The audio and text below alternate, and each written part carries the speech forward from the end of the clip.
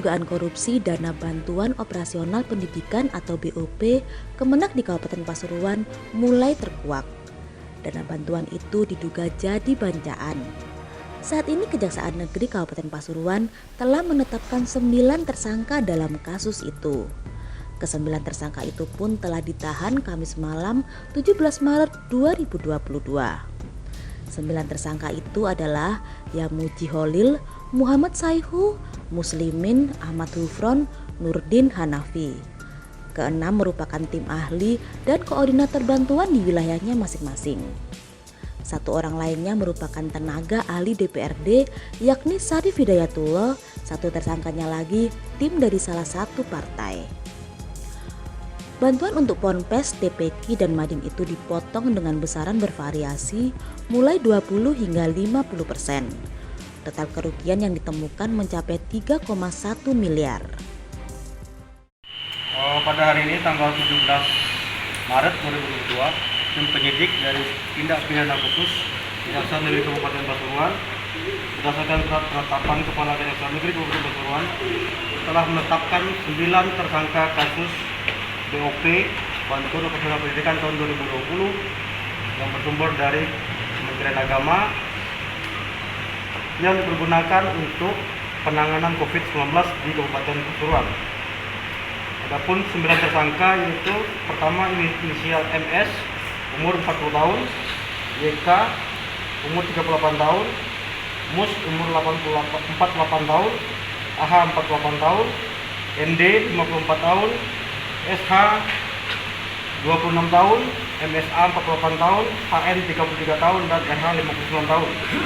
Para tersangka diduga melanggar pasal 2 untuk pasal 3 untuk pasal 18 Undang-Undang Nomor 31 Tahun 99 tentang Pemberantasan Tindak Korupsi sebagaimana telah diubah dengan Undang-Undang Nomor 20 Tahun 2021 tentang perubahan Undang-Undang Nomor 31 Tahun 1999 untuk pasal 55 ayat 1 KUHP.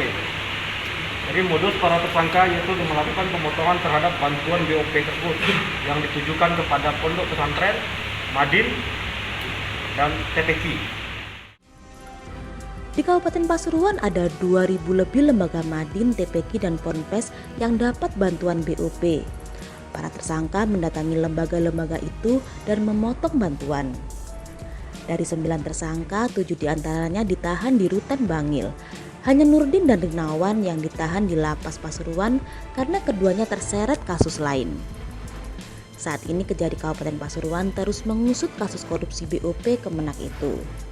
Tidak menutup kemungkinan bakal ada tersangka lain. Peran mereka ini adalah sebagai orang yang menjalankan bantuan dan juga memodifikasi SPJ dan juga yang melakukan pemotongan per wilayah sehingga tersangka kita juga dapat dikatakan banyak ya, 9 orang. Ada lagi? Mereka itu apa berarti peran sebagai makelar atau pengurus pondok atau apa barangkali? Bukan, mereka ini dapat dikatakan sebagai orang yang bekerja untuk menjalankan atau mensukseskan adanya bantuan. Namun misi mereka adalah memotong dari bantuan-bantuan yang seharusnya diterima oleh para lembaga-lembaga yang ada di wilayah Kabupaten Pasuruan, baik TPQ, Madin maupun Ponpes. Besarannya berapa? Besarannya, pemotongannya? Besarannya sangat bervariatif sehingga kami dalam melakukan penyidikan BOP ini mengalami keterlambatan ya.